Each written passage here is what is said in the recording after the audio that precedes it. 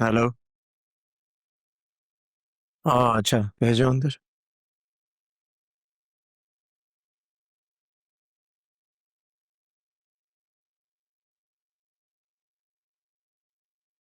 मलिया, तुम मेरे ऑफिस में? मुझे तो यकीन नहीं आ रहा।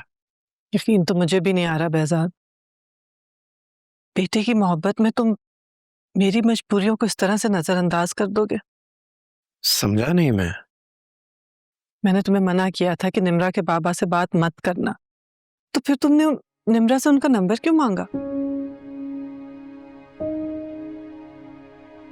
I am sorry. देखो behzad, प्लीज उन तूफानों को हवा मत दो जिनका सामना करने की मुझमें अब सकत नहीं है। हम बैठकर भी बात कर सकते हैं, बैठ जाओ।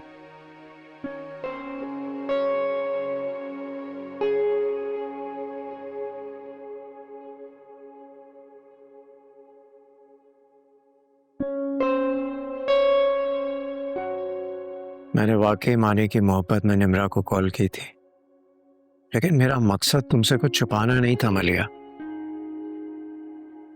मेरा खानदान तुम्हें भूला नहीं है behzad।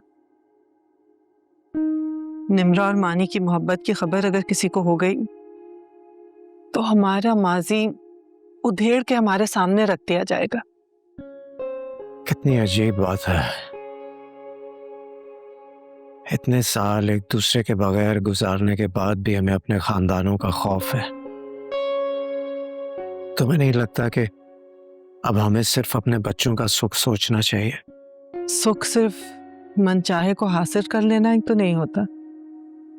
मन चाहे को हासिल करना जिंदगी का सबसे बड़ा सुख है या नहीं, लेकिन मन चाहे को खो देने से बड़ा दुख कोई नहीं है।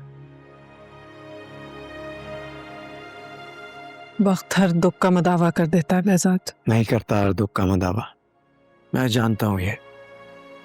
तुम्हारी बीवी से मिली थी मैं, खूबसूरत है, अच्छी है, तुम्हारी अपने बेटे से इतनी अच्छी रिलेशनशिप है, और मुदावा क्या होता है behzad? रिलेशनशिप तो तुम्हारी भी बहुत अच्छी है अपनी बेटी से, शौहर से नहीं है शायद,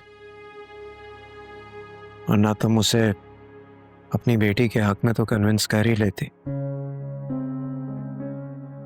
मलिया, हम अपनी जिंदगी जीते हैं ना, इसलिए अपने कर्म भी सिर्फ हम ही जानते हैं। ठीक कह रहे हो तुम।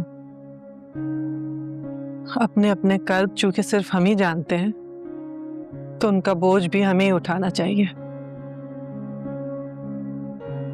मेरी खातिर अगर कुछ कर सकते हो तो मेरी बेटी की जिंदगी में तुम दोनों बाप बेटा मुदाखलत करना छोड़ दो।